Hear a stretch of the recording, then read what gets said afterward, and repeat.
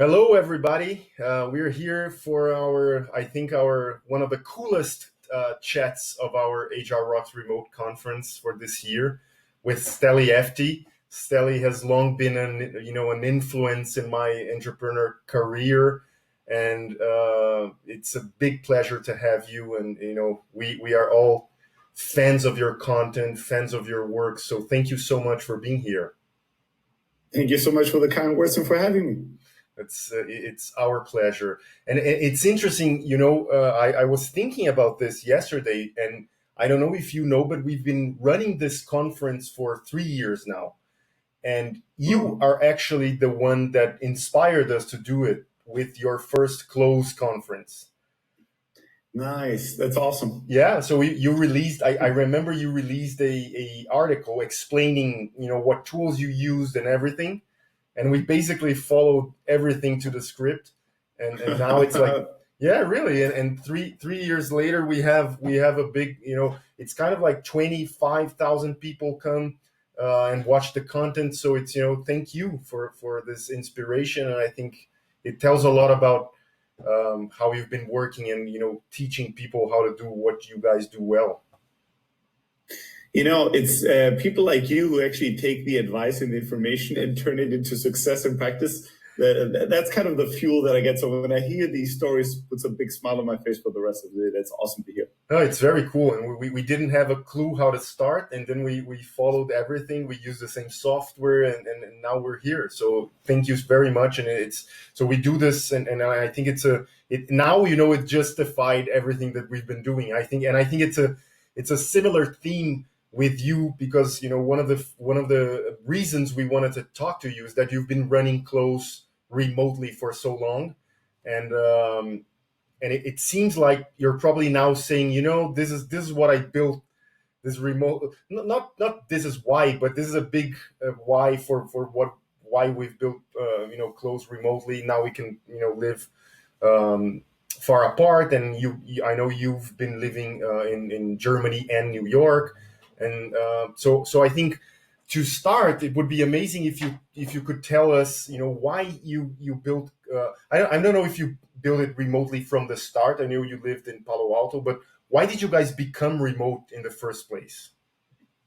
That's a great question. For us, it happened in a couple of very natural steps.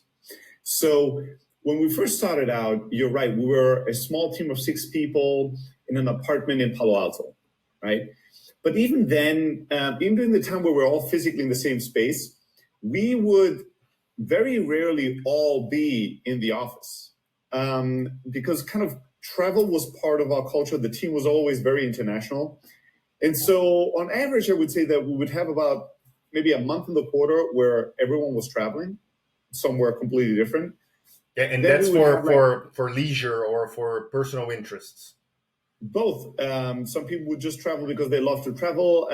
For me, would be partially speaking at conferences, partially visiting family in Europe. So it was kind of a mixed bag of reasons, but everybody was traveling quite a bit. And so we would work kind of remotely on average, maybe a month out of the quarter. Then there might be a month in the quarter where there'd be some people in the office kind of in and out. Some days it was half the team. There would be a week where everybody was there, and then like 2 people were missing. It was kind of a mix, and we never had any regular hours. So sometimes even when I was in Palo Alto, I would just like work out of my apartment for a day because I just felt like it fitted better my schedule. And then we would have like once a quarter, we would travel together. Like we'd do like a mini retreat, like 6 people just take an Airbnb somewhere and just work together from a different environment. And back then, we would refer to ourselves as semi-remote. We'd be like, we do have an office, but it's sort of like very loosey-goosey. We might be there all together, we might not. But even when we were at the office, we actually had the majority of our communication be asynchronously. So even you would have everybody in the office and still everybody was slacking and collaborating in Google Doc, and it would be quite silent in the space, and then we'd all go for lunch and have like a chit chat and be around each other. And then when we hired the first person that was kind of outside the initial founding team, we hired somebody to help with marketing that had been a friend of mine for 15 years and just happened to live in Thailand, in Bangkok. And so there was trust. I knew this person really, really well. I needed help with some marketing things. That person was great at marketing stuff. And I was like, I'm just going to work with him.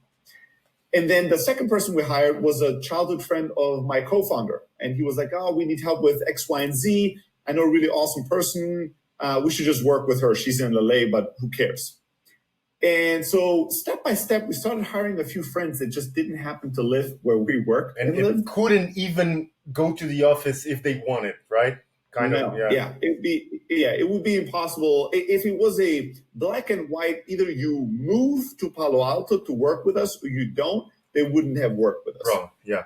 And so that was very easy. We didn't really think it through too much. And then we hired the first person where we didn't have a prior relationship, not somebody that we had known for a decade, right? Just somebody who applied for a job position in support, was American, but happened to live in Berlin, right? And we were like, that's kind of interesting. Do we want to hire somebody that nobody knows and we cannot meet in person before we give this person a job? And we decided, let's give it a try. Let's see what happens. And that worked out really well. And then we hired another person remote and then another person. Before we knew it, we were 6 people who were kind of living in the Bay Area and 6 people that were remote somewhere else. It was right around that time that we sat down and we had a long conversation and we said, we should decide what kind of a company we want to be. Do we want to be a fully remote team? Then let's give up this office because it kind of creates a 2-class society. It's like the founding team that has an office and then everybody else that doesn't. Yeah. I think we give up on that and we go all in on remote. Or if we want to be HQ'd, if we want to have a headquarter here, then now's the time to stop hiring all these remote people and make this the new requirement. Yeah. And then honestly, it was a very personal choice at that point. We talked about it and we said, well, who out of the 6 people that are right now part of this team and live here want to still live here 5 to 10 years from now? And a bunch of people on the team were like, no, I'm actually thinking of going back to my family that lives somewhere totally different than with somebody else that was like, you know what, I really always wanted to live in LA or New York. I'd like to move and live there for a couple of years. And then we were like, well, if none of us is like, I want to live here for the next 10 years, then why should we build an office here? It would be insane. Mm-hmm. So that was how we decided. We said, you know what, let's go all in on remote. And that was now maybe 5, 6 years ago. And it was a pretty good decision in hindsight. Let me ask you something. You of course, there are some interesting advantages, which are basically, the ability of everybody being wherever they want. I've been reading this history of the Bell Labs, and I've already read about Steve Jobs and Apple's headquarters, and it seems that people put a lot of effort into designing offices so that they foster the right kind of collaboration, inventiveness, and so on. And it seems to me that people at Bell Labs, and they basically invented everything we're building upon. They thought, putting these scientists together in the same place, so they rub off each other. They had meals together, and so on and so forth. Was a big part of what they were doing. What do you think are, thinking as a CEO, what do you think are the drawbacks of having a remote company? The first, of course, would be this kind of serendipity / inventiveness, collaboration part, which is the Bell Labs part, but also culture and other like verticals or segments of the company life. What do you think are the drawbacks? Yeah, so there are a couple of ones. I'm not sure I'm convinced that you can collaborate or be creative in a remote environment, but there is something, there is a context richness when we're in the same physical space that is yet to be replicated virtually, right? So there is a quality to our exchange and experiencing each other and bouncing off each other's ideas when we're all physically at the same time and place. That is very, very high, right? And that so far I haven't seen anybody replicate virtually. So you're losing that. if you work remotely. It's hard to replicate that. I think, but there's always workarounds to that, because working remote doesn't mean there is a ban on seeing each other. It just means you are not only able to work when you see each other, right? You have the flexibility of that. So we have designed a rhythm where every 6 months we fly in everybody into one place, until at least until recently, we fly everybody into a city for 1 week. And those retreats were some of our best products. Like, we designed every hour and every minute of it. It was not just everybody's working in a room and then we'd go and have some drinks at the bar. We thought deeply about using that time to its maximum to collaborate, to innovate, to set plans, to do high strategy work, to work on culture and other things. And then use the remote time to sprint and execute on some of these plans. Interesting. But I would say that remote work, one of its drawbacks is that it requires an insanely high amount of discipline on the individual, more so than any other type of work.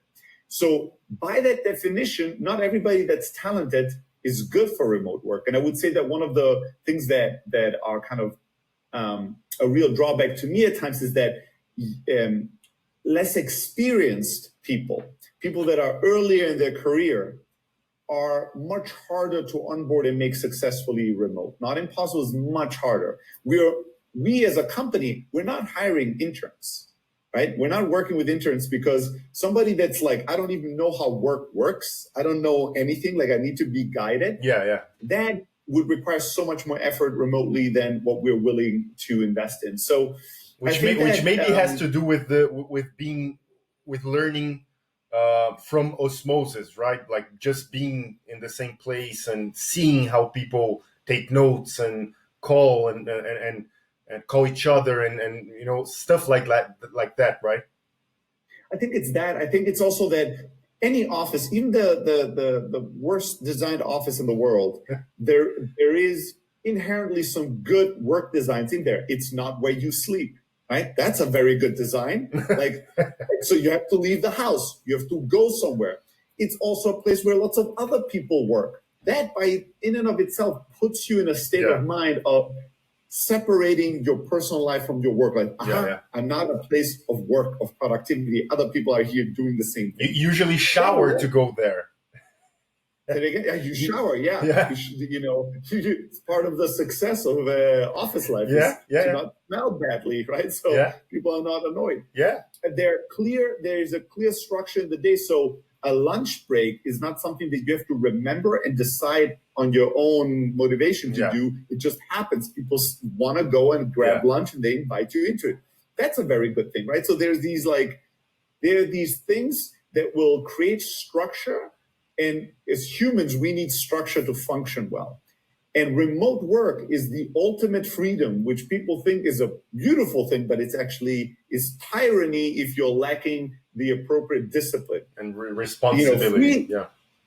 You need to design your work life and your personal life. You need to create these separations. You need to make it so that you take a shower, you leave the home, you take breaks, you separate your personal life from your work life. And all that requires willpower. It requires design. It requires intentionality.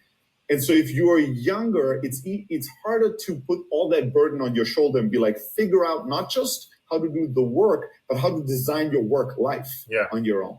Versus people that are more experienced and are very disciplined, they will say, well, that is easy to me. And I will do that easily to design an overall life that's much better than if I had to live at a specific city or work at a specific building, right? So I think it's massively aiding to the freedom of individuals' lives when they're a bit more mature in their career and experienced. But I think for younger and earlier people in their profession, it's a lot of burden to be like, now in your pajamas, in your living room, figure out everything on your own, like design your perfect work scenario. That's a bit much. So I think that there is information density missing that you have to work very hard in a remote team to recreate. So if I walk into an office and there's 10 people sitting there working, even if nobody is speaking, everybody is communicating non-verbally. Yeah. right? I just have to see one person on their screen, like, touching their face and looking angry or confused. And I get the signal, the visual signal, there's somebody struggling on my team. Yeah. Something is going wrong Like here. visual feedback. Yes, through body language. That is gone in remote work. When I start my workday, even if there's like 40 people that work with me, I don't see how they all look and feel and what their body language is right now. I Agree. don't. So I have to work much harder to get that information, to be close and be in touch with my people, to truly understand what's going on in the company.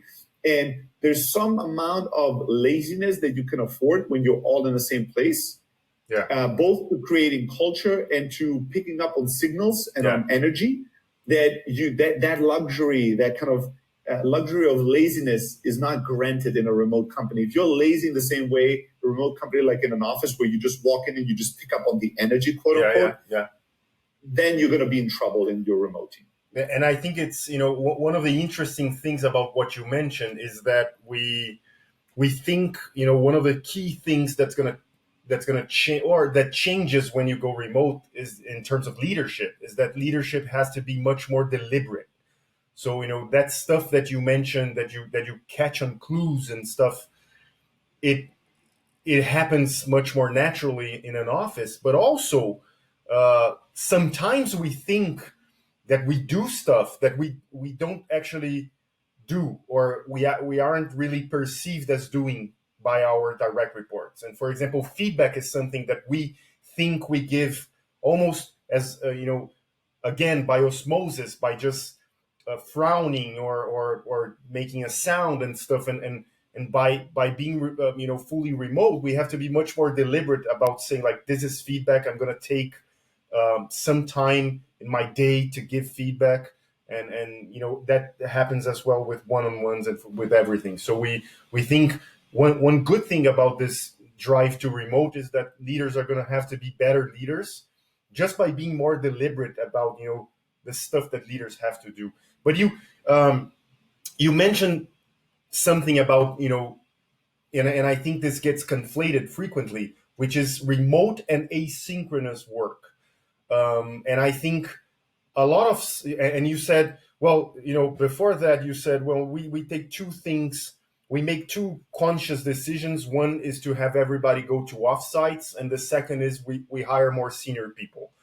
What I wanted to ask you is if you have rituals in place, and especially synchronous rituals, but they could be asynchronous as well, that you put in place to foster context-rich conversation and just giving people the vision and so on and so forth. So, for example, we at CultureRocks, even though we're working remotely, we're not very asynchronous. So, for example, every day we have an all hands, like a quick check-in at noon. I wanted to know what you guys have in terms of these rituals that maybe help center people around a routine and around a more rigid but good framework of working. Yeah, I'll say a few things. I think that we have one meeting per week. It's a 30-minute meeting that's all hands, where everybody in the company is audio, video conferencing in. And typically once a week on Mondays, we publish a company-wide update where each team is giving what happens the last 7 days, what are the numbers, what are the metrics, what are the challenges, and people can comment on that and get information on that. And during that, we also set the agenda for the 30-minute sync, and we say, these are the things we're going to discuss and share, collaborate on. Part of the reason why we do even a weekly team sync is that it's just a good reminder, at least once every 7 days, to see everybody you're working with and be like, these are all the real humans that are part of this business. And we frequently have, there's not a single team meeting where there's not at least a couple of team members with children or babies, a bunch of people with, dogs and cats and all kinds of other animals. And it just gives everybody a quick kind of reboot and a connection of these are the real humans that I'm in the team with. Right after that team meeting, we do one-on-ones where we, through a spreadsheet, we pair 3 people together, and it's people that don't work together. So it would be one person that's a developer, one person that's a marketer, one person that's a support team. We'll bring them together, and typically we'll also offer them some icebreaker questions. Sometimes it's topical to what is going on in the world or in the business, and sometimes it's just more fun for them to just have a 20-minute conversation with each other and share what's going on in their lives and what's happening. Again, to foster social connections and a vibrant connectivity, especially for people that are not in the same team, because people that are in the same team, they do a lot of these synchronous things. They might do daily stand-ups. They write tons. They are on tons of Zoom calls together, collaborating, working on things. But if you are a new support team member and there's some senior developer, you might never be in some kind of a meeting with that person, never see that person and know, who is this as a human? Why is this person working here? What are the challenges that this person has in their job? What are the things they're working on? And so we do this, again, to create some kind of a water cooler moment or some kind of a lunch moment where you sit next to somebody that you don't work with every day, but that you might get to enjoy and connect and learn from and with. So we do that every single week. Right after the all hands team meeting, we connect 3 team members and have them have a quick check-in. And there's many, many other little things like that we do.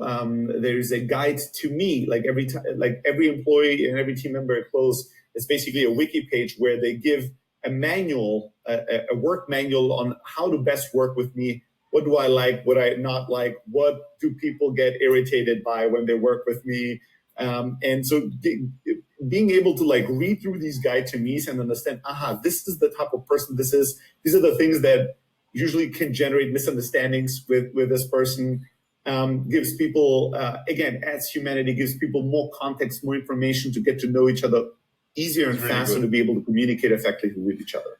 It's interesting because many of these things are things that I think a big company, even working on the same office, must do, right?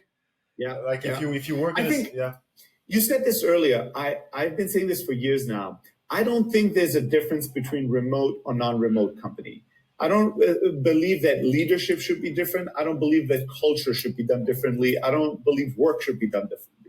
The difference between remote and non-remote is that as a remote team and company, you have to be a lot more intentional, a lot more disciplined about certain things that seem like nice to haves and can happen kind of in the background, where you have to now make them a priority and proactively work on them. That's really the difference. And in my mind, that's a good thing. It just forces us to do really, really well in these things that truly matter, no matter what kind of a company you run. I think that's very good. I think you're on point. Let me ask you to close. What has changed, and what do you see changing in the work of salespeople in this new reality? If there's any change, and if you could briefly describe what you guys do and how you can help our audience, that would be amazing. And I think everybody should benefit from knowing more about you guys and using your software and consuming your content. I really appreciate that. That's super nice. Yeah, so Close, what we do is we offer a lot of companies all around the world software that helps their salespeople communicate more and better and close more deals as an end result. So we're an inside sales CRM and a CRM that a lot of remote companies also use around the world. And that is particularly designed to have no BS and really get people to what they want to do and how they want to do it as quickly as possible. And we try to teach everything we know about sales to help kind of innovative, changing, young, globally acting remote companies all around the world, help them succeed with the challenge of selling and how to sell successfully. So we have a lot of content around selling. And if anybody's interested, you can always get in touch with me, Steli@close.com. If you just send me an email with the subject line bundle, I'm going to send you 13 books about every topic you'd ever imagine, from how to hire salespeople, how to negotiate deals, how to follow up, how to do presentations, all for free in one simple link. So you can definitely have that. These are amazing. They're really good. Thank you so much. I think that for salespeople, we always believe that sales, like inside sales and remote sales, is eating the sales world as well. So that's why we're building a lot of things that we're building. But we also knew that the sales team is probably the last team to fully go remote and distributed, because it is probably some of the most kind of social animals in a company. Like salespeople are very social. Yeah. They do feed off each other's energy and competitiveness. So for most salespeople, I would say that still today, the idea of selling from home or home office or somewhere else than a sales floor full of other salespeople seems crazy, seems like a very depressing thing. For them, they think of themselves like athletes that play in a team, and they're like, how could I play basketball on my own? They are probably the jocks that would sit in the back of the room in high school, right? Yes, very much so. And I say this with love, right? I say this with love. Yeah. But so I think that a lot of sales teams and sales leaders have resisted the idea. Although today there are more remote sales teams than ever before, for sure, even before the whole crisis thing happened. I think that this event that we're all going through is going to force function the acceleration of sales happening in a more distributed fashion faster than it would have on its own. And so I think that the amount of in-person meetings, especially the ones that are not absolutely necessary, will go down drastically. And the amount of, virtual communication sales already grew with email, with online presentations, online demos, decks, all that, like e-signatures. A lot of selling already had transitioned to a distributed asynchronous fashion. But I think there's going to be even more. And right now, I'm telling you, the number one challenge that sales teams are reaching out to us with is, how the hell do we do the remote sales team thing right? How we do it with keeping a great, vibrant culture? How do we do it so that people are fulfilled and motivated? And so we're trying to share a lot of knowledge there. And I think that there's going to be some back and forth, but the trend is always going to move more and more into the direction where work can happen in a distributed fashion. It doesn't mean from home. It can mean from home, but it doesn't have to be from home. You can rent like a co-working desk or something and go there. Could be a co-working desk, could be a separate place that you go to work for on your own. It could mean a number of things. It could be satellite offices that are basically empty, but people can travel to work and collaborate on projects together there. But there's not like a set of like residents that always just go there. Yeah. But the idea that work can only happen at a certain time in a certain place during the day, and if you're disconnected from that place and time, now work is impossible. That idea is dead, even if it isn't realized already in all sales teams. That's just going to go. Yeah, I think it's interesting what you mentioned, because most of inside sales is already remote compliant, right? What isn't is the ringing the bell. Yeah, and I think that the sales teams will now gonna try to figure out how do we recreate the energy of a sales floor virtually? How do we keep the competitiveness and fun going virtually? And how do we teach salespeople to be maybe a bit more intentional with their work-life design and work-life integration, because they can't just be, a mess in life, but then go into this office where kind of they're forced function now to do the selling, because everywhere around them there are other people selling, so they can't get around it. Versus if they're doing it somewhere on their own, they're not disciplined, and if they don't have willpower, they could get away with watching YouTube videos all day. I think right? Although that's going to be the thing that more sales teams are going to collaborate, innovate, work on, and there's going to be solutions. Some are going to be better than even what we had before. Some will never be as good as when you bring people together. We'll find a time and place to bring people together, and a time and place to let people collaborate and work apart. Agree. So good. Steli, thank you so much for this chat. It was amazing. It's an honor to have you. It's a dream come true for our company to have you on our event. So thank you so much for your time. My man, my honor and pleasure. It's great to see kind of all the awesome work that you guys do and how you've grown over the years since I've met you. So it's been an honor to witness that journey. Thank you so much.